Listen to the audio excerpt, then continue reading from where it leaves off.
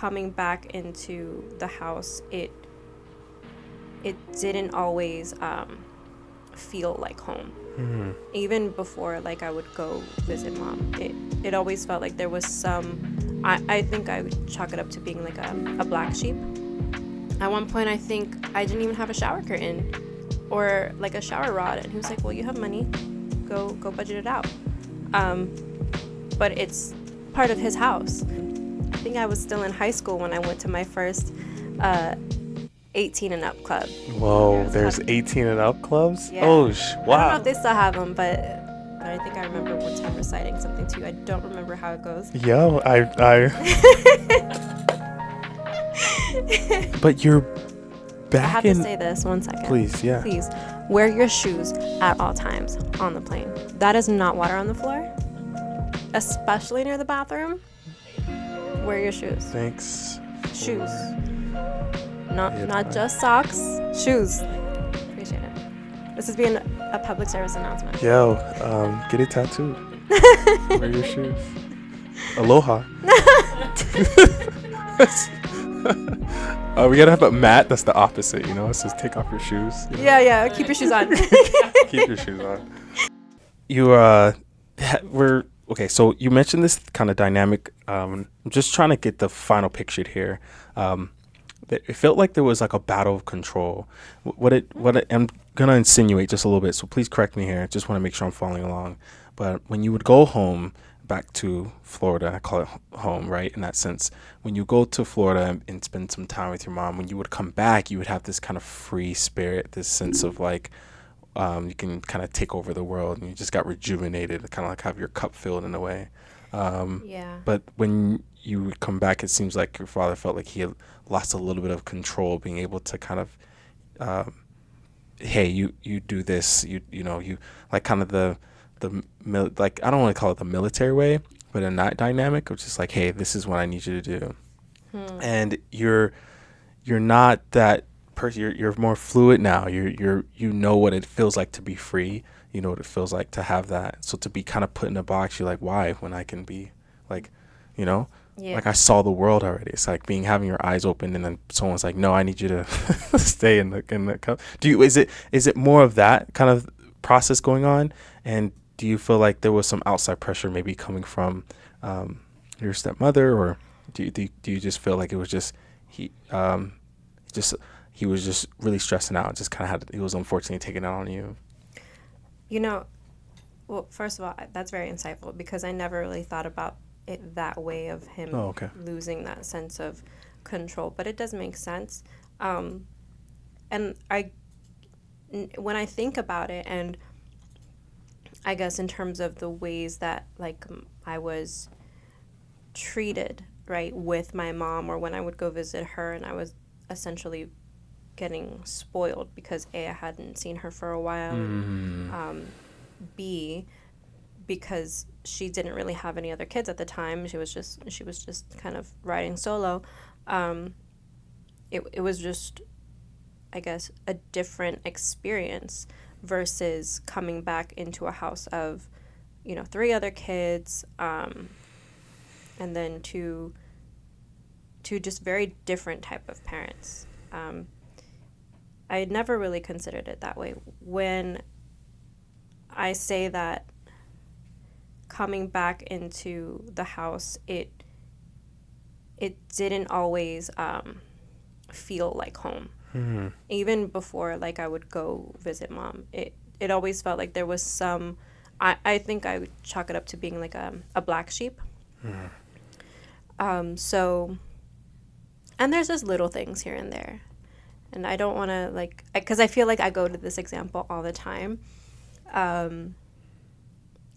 But my little brothers, they shared a bedroom. They got their twin mattresses and their bedroom set, things like that. And then my little sister, she was a baby, so she had her own little room. She had her crib, her bedroom set. I was still sleeping on an air mattress after they had all got all that. And I remember that was a few months of that happening.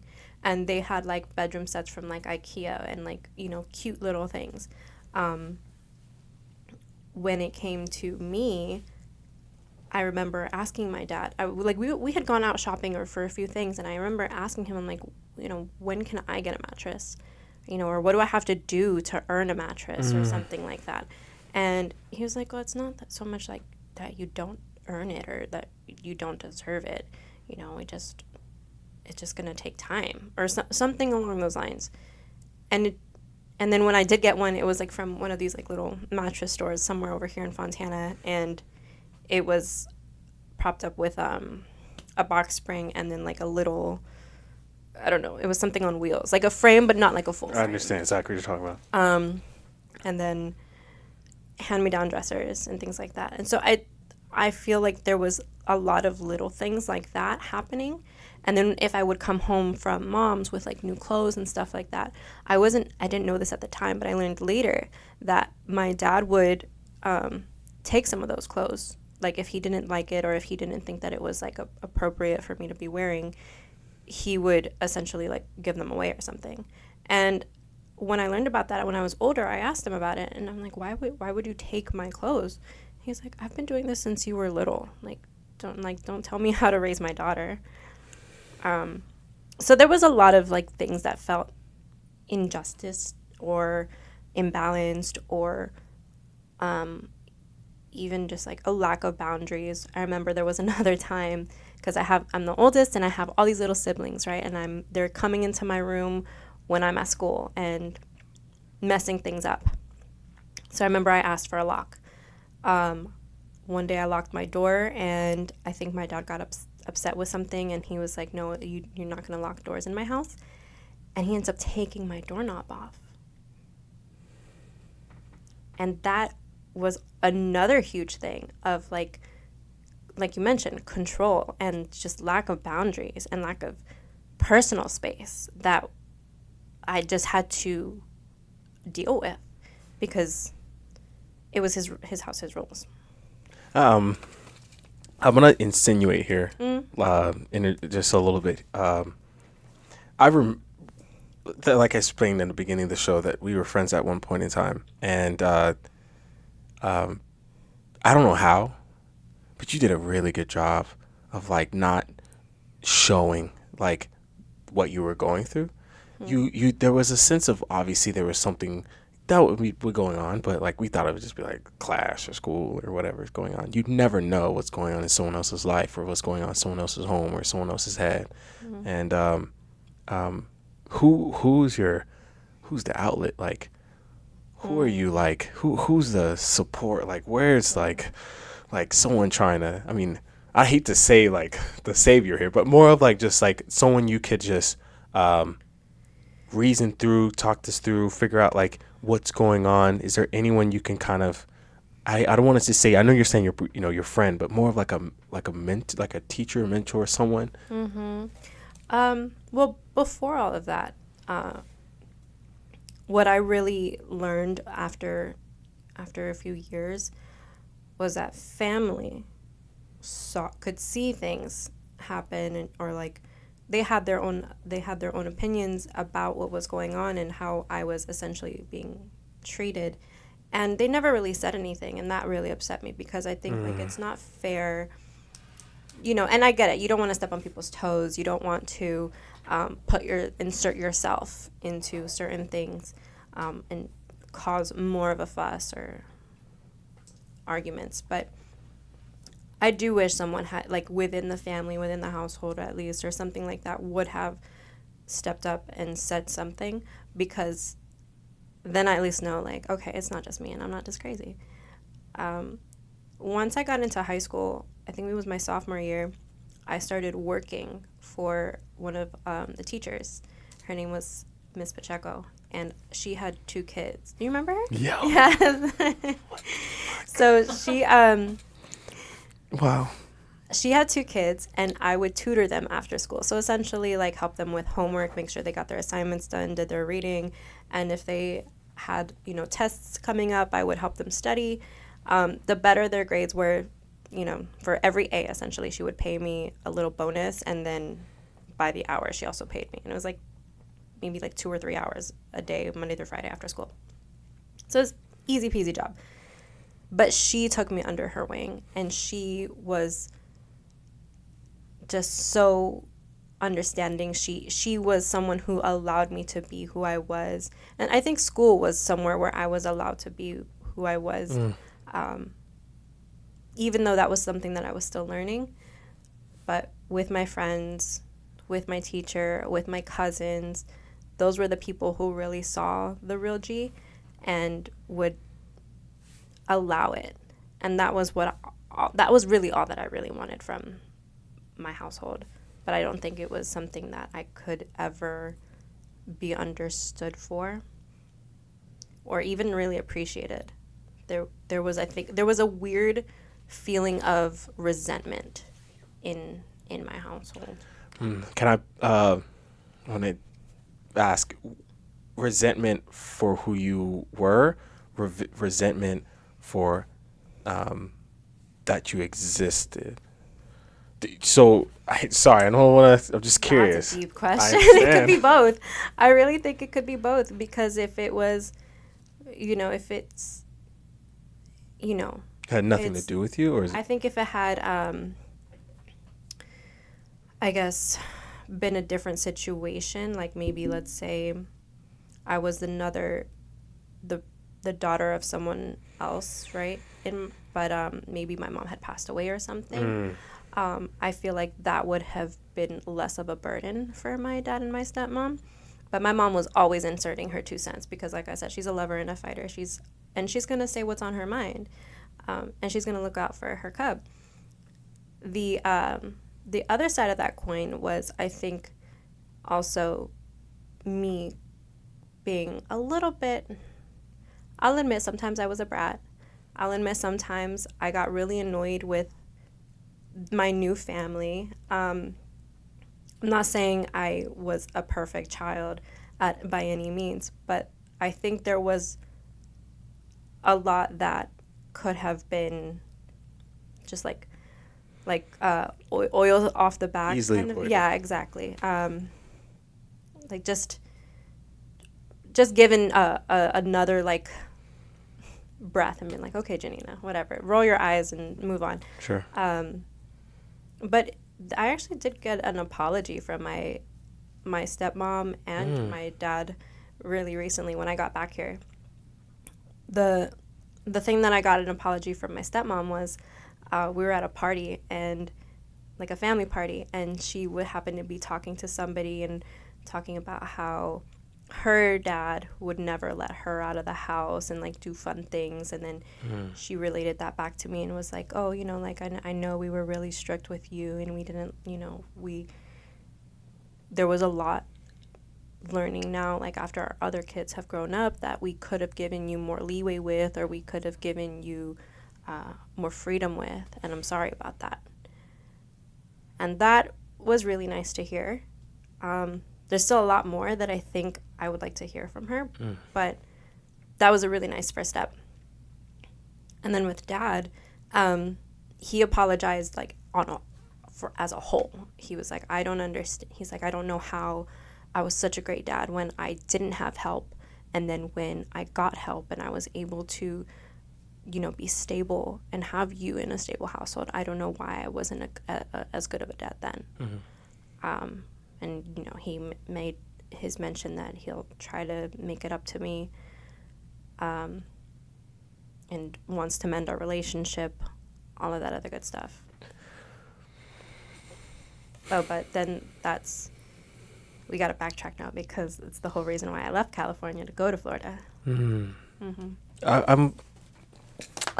drinking a toast of water here. Intervention of toast of water. Like, my God. Okay, so. Chink. Okay, so.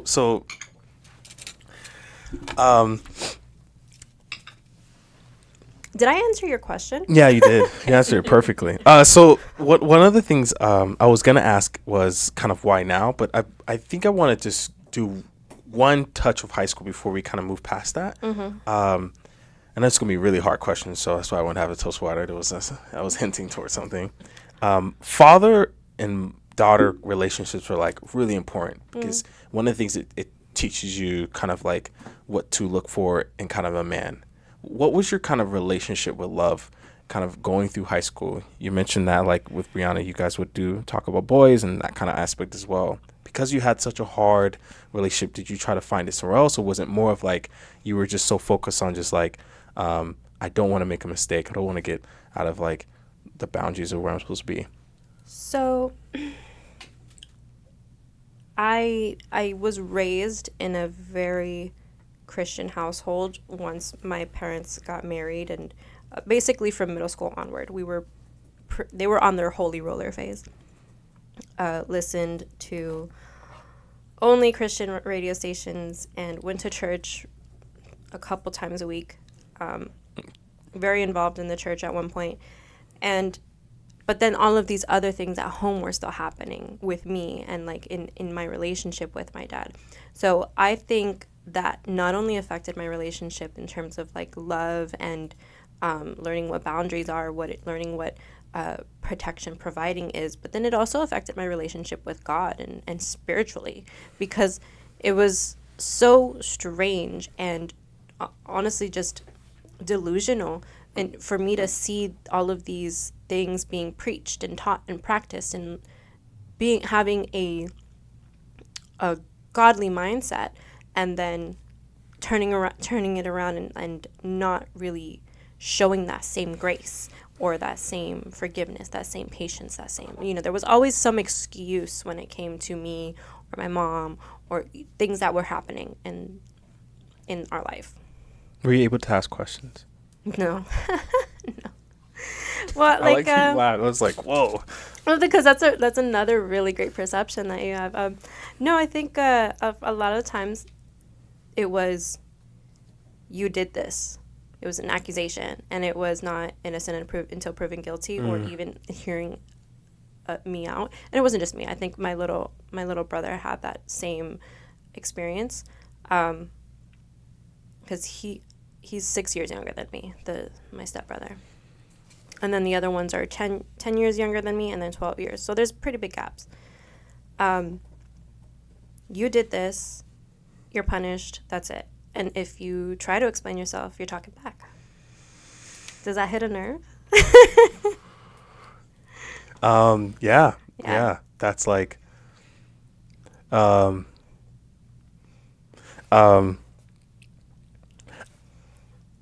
if you're not able to voice opinions, right? Or even just stand up for yourself. Right. Yeah.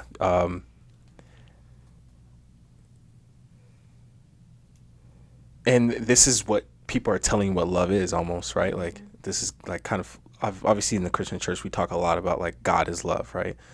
And you're being kind of like some really tough, more than tough love,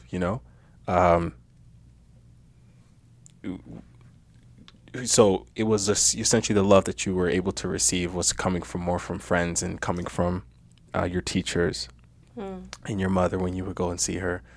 Yeah. Did you get to feel any of that from your father?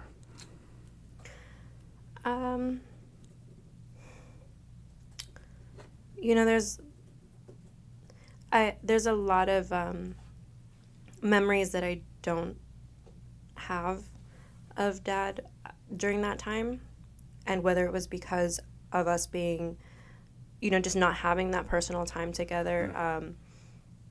I think the one big thing that I remember of us like interacting was when we were involved in the church. We were involved in a play, and he played my predator, which I think is actually very fitting now that I think about it. But no, going back to the whole not being able to speak up for yourself or voice your opinion, it kind of teaches you that you have to question your own voice instead of trusting your own voice, trusting your own gut. Someone else's thoughts or perspective is more valid than your own. And then there was also like, I think, a level of gaslighting in there too, or maybe not gaslighting, maybe some gaslighting, but I think overall refusal to understand and compromise. You know, it was just more of that, like, do you remember that scene in Matilda, like, I'm big, you're small, I'm smart, you're dumb? It was very much that energy. Uh, can I be devil's advocate? Yeah. Do you feel like he was just trying to have you be grateful for kind of the situation and kind of what's going on? Because you are kind of in California. You sounds wild on what I'm about to say, but like you have a kind of a place over your head. You have a place to stay. You have food. Like in the military, right? Because I come from a military background, right? That is like a dream, like having a bed, somewhere to sleep, hot food, whatever the case may be. Do you feel like that in his mind, that's what he was seeing? Just like, she should be kind of grateful for what she has and what's going on. She shouldn't ask for more. She should be. Is it, or do you think it was just again that kind of just outside pressure of everything? No, I think that that makes a lot of sense, and in a lot of ways, I think from what I remember and recall from our conversations, my dad did try to teach me things, but the way that he went about teaching me was not the way that I was going to learn. It was just not something that I was going to pick up. For example, he thought teaching me money management was me buying all of my personal things, and that included shampoo and toothpaste and my own toothbrush once I started working. At one point, I think I didn't even have a shower curtain or like a shower rod, and he was like, well, you have money, go budget it out. But it's part of his house. So there was a lot that I think like he kind of went overboard with. But I agree, and I've thought about this too, is that he is not only stressed and he has his whole family that he has to take care of, and just being the type of man that he is and how he was raised and the things that he had to endure, I for sure think he was doing the best that he could with what he knew at the time. Right. But what was just weird and so foreign to me was how we had such a good relationship prior. Yeah. Because if it was the same for my entire life, it wouldn't have been a thing. It would have just been dad and what I knew. But because there was suddenly a switch at some point, that's where I fought it, and I just rebelled against it. And I didn't even rebel that much. It was more of just like I felt it, and I felt this misunderstanding and again, the resentment, the pain, and feeling like I didn't have a home, essentially. That I just had a house that I lived in. But to your point, I do think that now that I'm older, now that I am a little bit more understanding and I can take a step back from it, I think he was doing the best he could with what he knew. Life after high school. What's the vision? What's the world look like? Are you excited? It's like, okay, graduation. All right. Finally, chance to be free, or was there like a opportunity or plan, or what was kind of? So, I don't know if you remember this. I didn't finish high school at Etowanda. Yeah, I do. You do. So that Christmas vacation before senior year ended, that's when we had our big fight, and then I ended up being sent to live with mom in Florida. So I had to start all over again. My plans while I was in California weren't really panning out anyway. I had applied to Berkeley, and that was the school that my dad went to.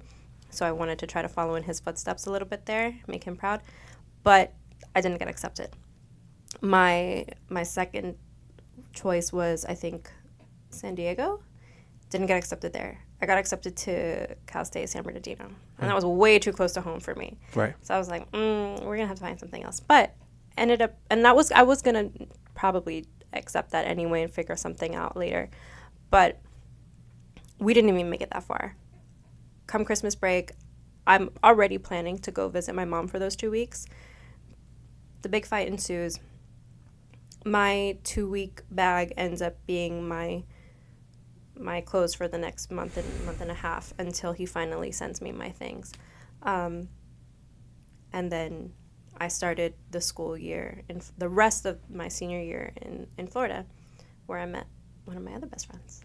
But that process, it was more of just like, okay, I know I'm going to college. I don't know what I'm going for. And I know that I want to go to a good school. I don't know anything about these schools over here. So it was a little rough at that time. But I think because my training for it from my early years of kind of picking up and starting over and just rolling with it, that's just what I did. I didn't really have the ability to stop and think. It was just like, all right, what are we doing next? Was it like a perfect storm? Almost? Like you mentioned that you kind of had this huge fight, but it pulls you to kind of a new world, a familiar one, back in Florida. Was it a kind of a chance to restart, or at the time did it feel like it was all kind of just? I don't want to say fucked. I felt like my life had imploded at that moment. But now I think it was probably the best thing for me, because I think everyone needs to like move away from home. And the younger, the better, honestly. Like if you can move away from home, like after high school or after college, do it, because you're going to experience more of the world. Not everyone thinks the same way that they think here in the IE. You know, and then coming back here as an adult, I'm like, I don't like the IE that much. I'm so sorry about it. And it's my hometown too, but I really don't. So there's a lot of things that you need to experience. You need to experience other cultures, other places, other people. Every different cities have their own different type of energy and their own pace.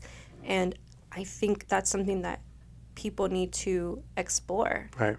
And then, again, the younger the better, because you're more open to it, you're open-minded, your mind is still absorbing, and so you can have a broader outlook on life in general.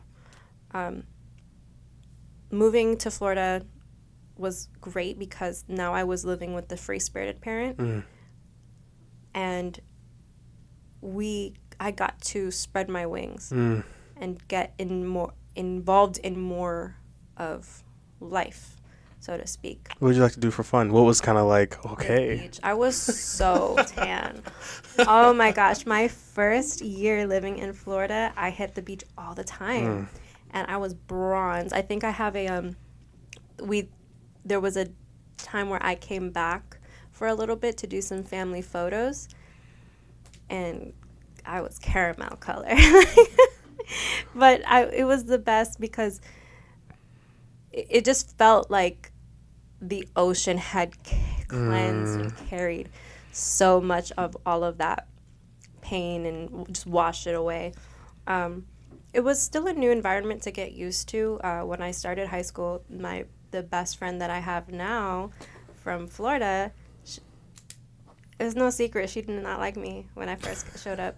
Do you remember, like, because in California, here at Etowanda, the girls would go to school all dressed up, wear their heels, we had our rockabilly people, we had our, real classy looking girls, and it was just like a fashion show all the time. Me and Brianna would go shopping to find things to wear that would be like super cute. So then going to Florida, it was not like that. People were wearing sweatpants and slides with socks to school, and I show up first day. Glamour. Yeah. Hair done, makeup done, heels on, and everybody's like, who is this? Why is she wearing heels to school? I'm like, I did not do my homework on where I am. Sure. But it was still a really fun experience, and now she loves me. Now she's my best friend. But Emily did not like me when I first got out there. Shout out to Emily. Shout out to Emily. What do you kind of feel like is the difference between your friend Emily versus kind of Brianna? I know it's so hard not to compare your friends or which you like better. We're not going to answer that question. But more of just kind of like the culture difference that you notice from Florida versus California. It's really funny because they're both Virgos. Oh, okay. Emily is an August Virgo, and Brianna is a September Virgo. Brianna is a lot. She has more, I think, of a protective energy. Like again, like she feels more like a big sister Big to me. sister, yeah, sure. If I have things that I like again, I want some emotional intelligence from, I can go to her. Emily is my wild friend, but I think that just has more to do with how they were raised. I don't think it has so much to do with where they were raised. Sure. Because Broward is different. Broward County is very different. You have you just have a different vibe out there. Okay. You know? It's a party vibe out there. You're right there next to Fort Lauderdale and Miami. Like, you're not going to not party. But that's what I got to do. And when I was in... You were free. Yeah, when I was in... I think I was still in high school when I went to my first 18 and up club. Whoa, there's 18 and up clubs? Yeah. Oh, wow. I don't know if they still have them, but... I mean, like, but during that time, that's awesome. Yeah. And it was in South Beach in Miami. So we got to walk around, but inside it was really cool. I felt like a big kid when I did that. We went to this place is shut down by now, and then it's this probably just a different name, but it's the same concept. But this place was called Mecca, and that was my first ever like coming of age experience that I feel like I really, really felt free and like, wow, this is... Because I never got to go to parties when I lived here. Oh, yeah, yeah. No house parties, barely even sleepovers. So this was just a huge, huge sudden freedom.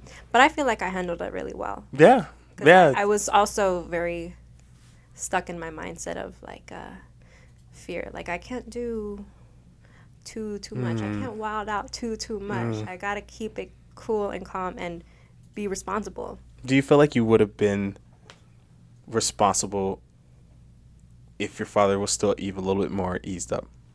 Or do you feel like because of that is what helped? Because Miami's no joke. If you're not prepared, Miami will take you like on a ride if you're not prepared for that journey.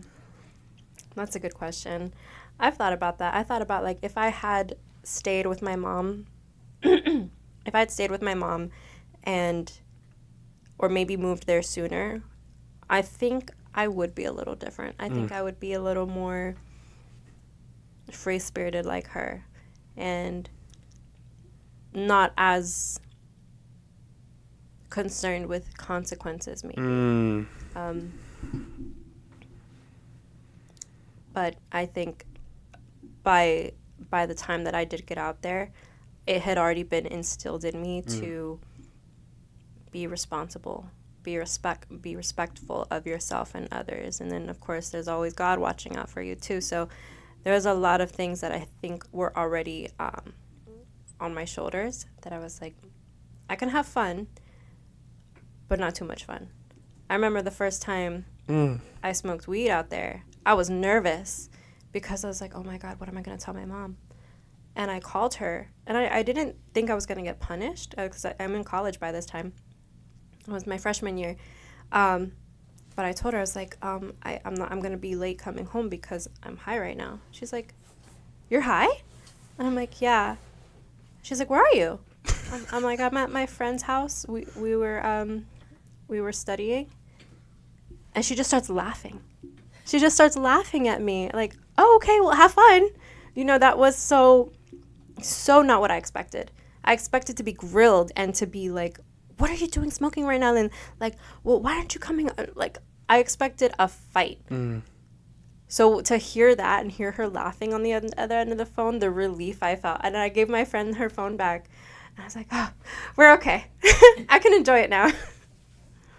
Can I ask, what made you tell your parents? What was was it just, you feel like it was the right thing to do? God is that kind of like that sense of like, do the right thing, let mom know? So I know it's not too big to the whole story, but I think that's really cool. It was more of like, I knew my mom was expecting me at a certain time. Okay. And I wasn't going to be there at that time. So, I felt like I didn't want to lie. I wanted to tell her the truth. And which is really funny because in my dad's house, I lied a lot to try to cover my ass. But with mom, I don't think I felt that pressure to lie. I felt like I could be honest. And I just was with her. And because even though I wasn't sure how she was going to react, and even though I felt that fear, I was still honest with her about that. And I was rewarded for it, you know, and it taught me like honesty is the best policy. Communication is the best policy. I think if I had ever come to my dad that way when I was growing up, like, I'm gonna be home late because I'm high. Ooh, very different story. Very, very different story. Would have been granted for a year. Sure, yeah. How was college life? What was that experience? And where did you go? I went to Florida International University. So it was like the campus that I stayed at mainly was in North Miami. So it wasn't deep into Miami, but it was pretty close. But I feel like I worked through it majority. I kind of just kept my nose to the grindstone. Grindstone? Is it grindstone or brimstone? Oh, I think you're right. Is it brimstone? I think you might be right. I've always wondered what the actual saying was. I'm pretty sure you're right. We have to Google that. Sarah, pull it up. We need the receipts. We need the receipts. But anyway, I kept my nose to the ground and I just grinded it out because I went to school full time and I worked part/full time as well. I wasn't involved in a whole lot, but I did have some really good friends that I made my freshman year, and those are actually the girls that gave me my first toke, my first high experience. When we finished finals my freshman year, we went to the beach and I had my first actual like real high experience. Like everybody was moving so slow and like it just felt so nice being on the beach, being on the water. I remember walking up to the edge of the shore and looking into the water, and it looked like there was cliffs underneath, and it was like the shallowest part, but it looked like I was standing over a canyon. It was really great. Even thinking about it just gives me butterflies. But after that, sophomore, junior, senior, I was just working. I didn't really get to experience a whole lot except for maybe going out once in a while, a few parties here and there, but I don't think I had the typical like nuclear college experience that you think. What did you go to school for? First 2 years, I didn't know what I wanted, and I was on track for more of a psychology. Then in one of my psychology classes, I decided I didn't like it as much as I thought I was going to, but another classmate told me that her track was marketing and actually public relations. And that has a lot to do with marketing, but also has a lot to do with networking, communications, journalism. And that sounded like something that I would have really liked because I am a writer. I didn't explore that as much growing up, but when I got older, I got to play with that a lot. And I still play with that a lot to this day. Well, what type of writing is it more? I always did poetry for some reason when I was like growing up. That was more my outlet. I would try to write songs or like weird little poems. And I think I remember one time reciting something to you. I don't remember how it goes. Yo, Yo. Wow, this is crazy. So you mentioned poetry. Did you ever do like a poetry slam during college? Or? I did actually. That's a really good point too. There was a kava bar not far from where I lived, and I had written a few poems. I had written a few things just about certain experiences, or I don't know, little rhymey things that I had come up with, and I was very new to it. But I went up there, I did my slam poetry, and I got my snaps, and it was really a validating experience. I was like, oh, this is just cool to do, even if people didn't like it or understand it.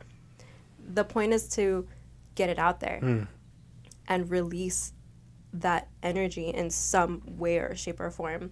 You know, I think that's the whole point of art, whether you write, whether you paint, whatever you're doing, you need to have an outlet. And I think I remember a video where it's like the difference between the artist and the depressed person is that the artist takes that emotion, takes that pain, takes that trauma, takes that whatever it is that they're feeling, good or bad, and they channel it into something that they create.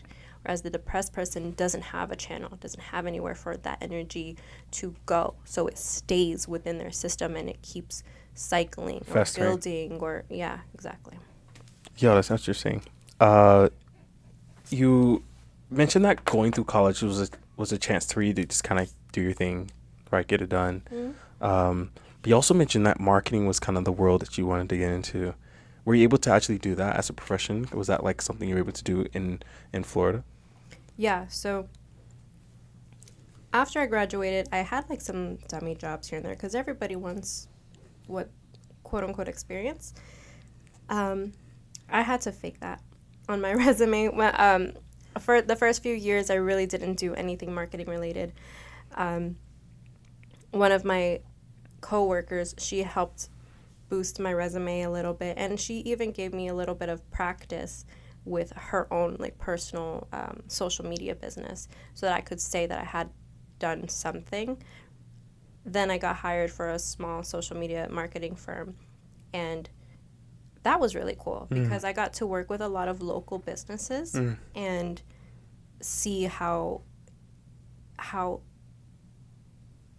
I think I got to really see how a small business ticks and how much time and investment is needed for a good small business to run. And then, of course, because I was working for essentially a small business as well, that I think some of the greatest ideas come from some of those. Instead of it just being very run-of-the-mill or very typical, I want to say, we were always trying to come up with something new and creative, especially in the social media marketing space, right? We would do Facebook ads, Instagram.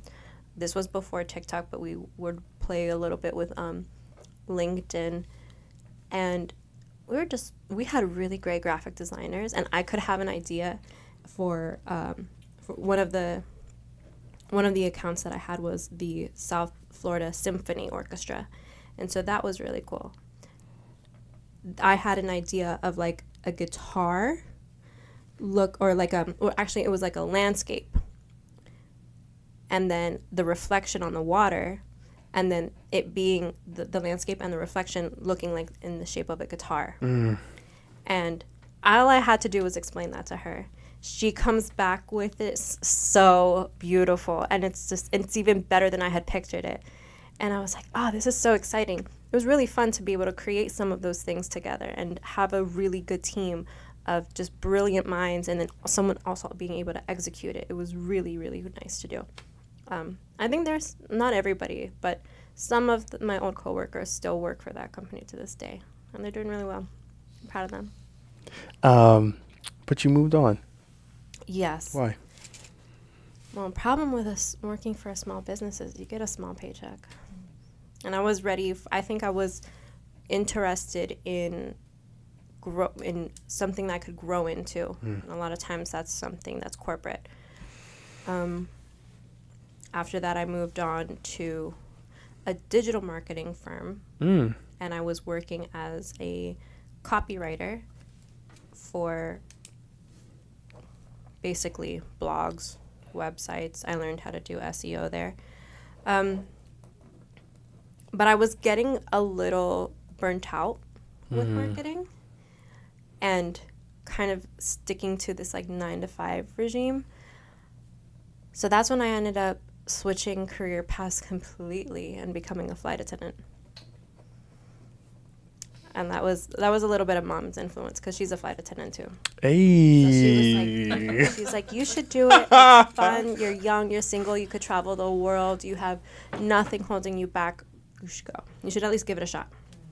So I applied for a few different airlines, and then I actually got a job offer with United Airlines. This was end of 2018 that I finally got it.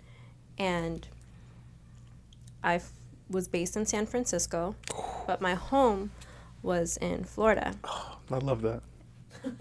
It would have been really great if I had been single, but I ended up dating someone right before I started. Rough. So I was, instead of getting to use my free days, I was traveling back home trying to build a relationship. Yeah. And that was hard. I still enjoyed it, but I think the thing is, I'm the type of person that I really like sleep. You cannot fuck with my sleep. So if I'm on call, let's say, right? Or if there's a day, especially when you're just starting in the airline industry, you're on call and you can get called at any time in that 24-hour period. So I get a call at 3 a.m. to report to the airport at 6 a.m. I gotta go. I gotta start getting up, getting ready, because I also now need to get a ride, like an Uber or something, to get to the airport on time. Sometimes they have what they call airport standby, so that you don't even know where you're going. You just know you're going to sit at the airport for 4 hours and see where they need you to be. 4 hours. 4 hours. So that could be, in that 4-hour period, they can call you onto any flight. In that case, you have to be prepared. You got to have a bikini and a winter coat because you don't know where you're going. One day, I was on airport standby, and I got called to go to Zurich, Switzerland. Switzerland? Yeah, that was my very first ever international flight. How long is that flight? That's a great question. I think it was probably like 10 hours. I do remember, maybe more. I do remember we got a crew rest. So that's like a 2 to 3 hour break.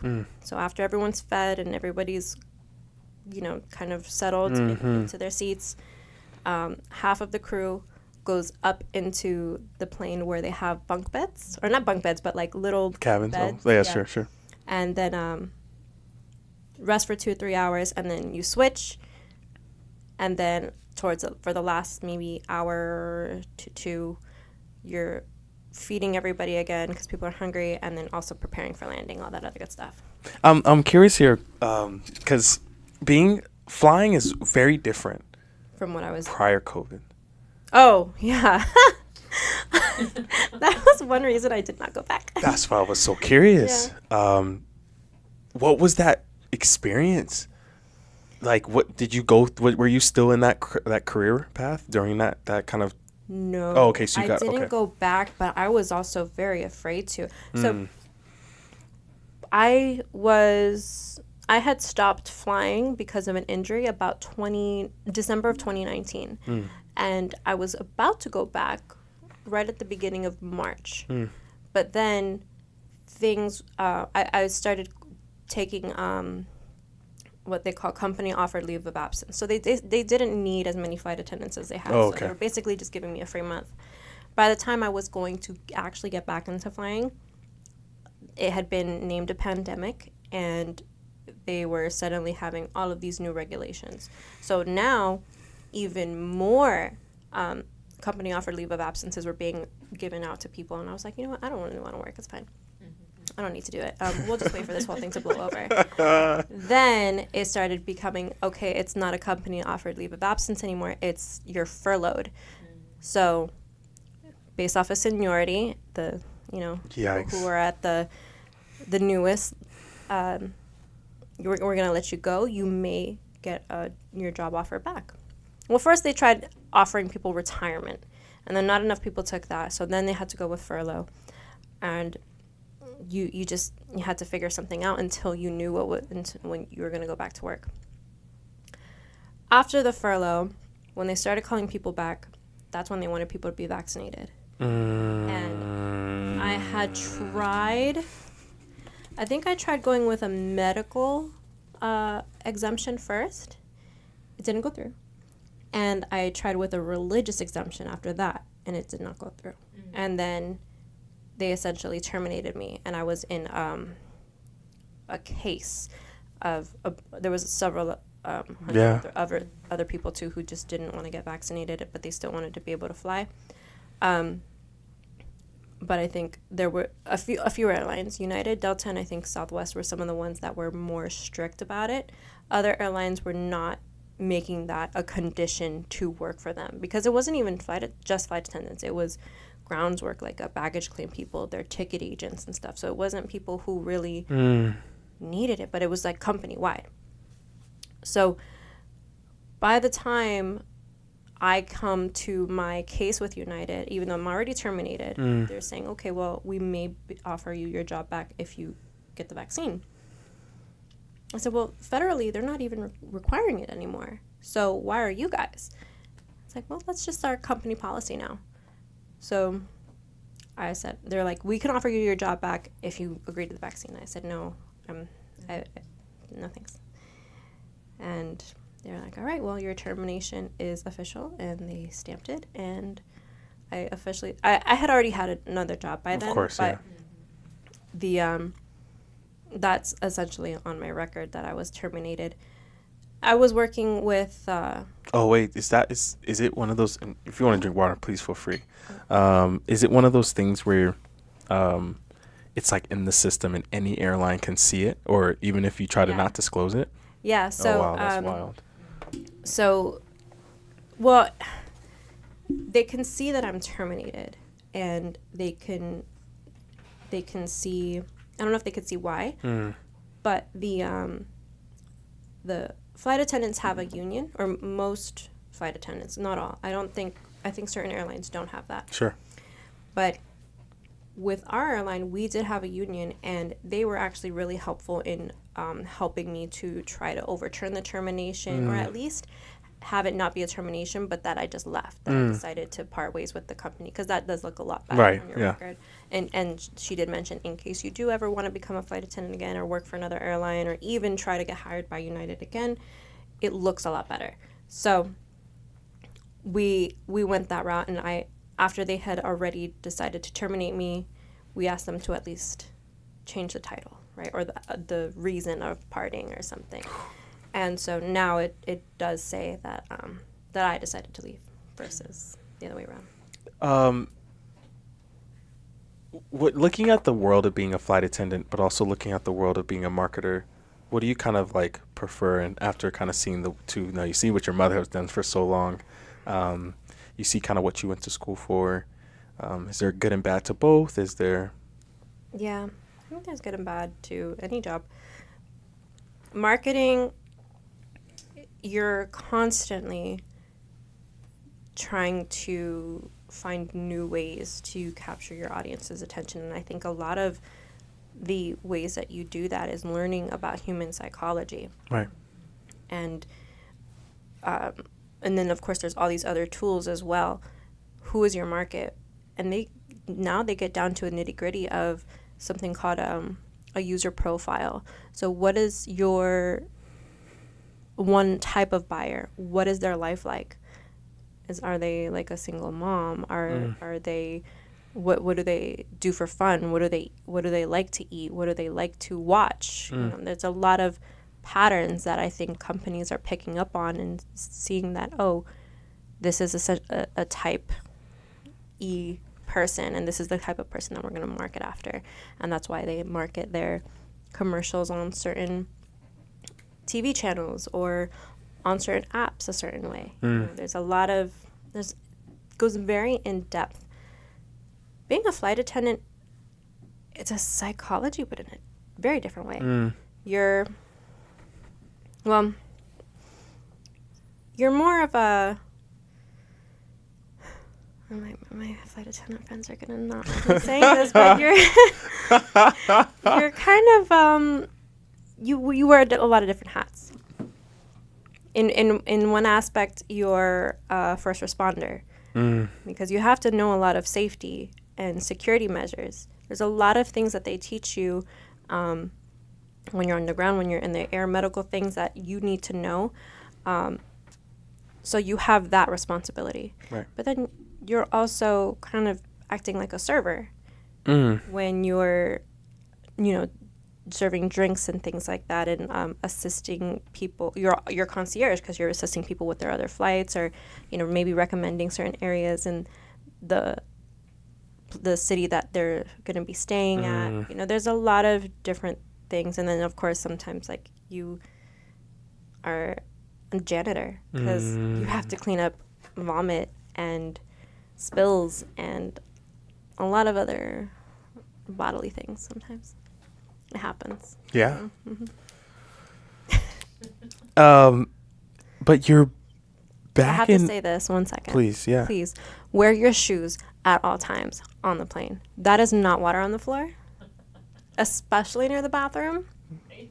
Wear your shoes. Thanks. Shoes. Not advice. just socks. Shoes. Appreciate it. This is being a public service announcement. Yo, get it tattooed. Wear your shoes. Aloha. We gotta have a mat that's the opposite, you know? It says take off your shoes. You know? Yeah. Keep your shoes on. Keep your shoes on. You are now back in IE though. Mm-hmm. It feels like there was such it. I mean, now, again, I feel like I'm a little biased here, right? It feels like your Florida time was so good. It feels like the experience in IE was not so much. What was there? What is that kind of balance there? It's really. I was thinking about this when I got back about the cycles of my life and how I was going back and forth between California and Florida, and then I spent about 10 years here in the IE from like middle school to high school, and then about 10 years in Florida, and then now I'm back here again. And it wasn't anything about it being good or bad. I think it was just the way that the cookie crumbled with everything. Florida had given me a lot of really good experiences and stuff, but I think I was done growing there. Essentially, the reason I'm out here was because I had a breakup, and I also wasn't really growing in the job that I had there the way that I wanted to. And a lot of things were starting to feel very stagnant, and there was no more life that I could absorb from that from that space. I really could have gone anywhere. I could have done anything, but Dad actually offered me a job here, and I was like, you know what? I gave Mom's a shot. I gave her suggestion a shot, a fair one. So I got to give Dad's a shot too. So now I work with him in his hospice company. And he had been trying for a few years to pull me out here, but there was just things that I was still trying and still accomplishing out there. So when it finally fell down and I had really nowhere else that I wanted to go in Florida, he offered it to me one last time. I was like, you know what, let's give it a shot. I have nothing else to lose.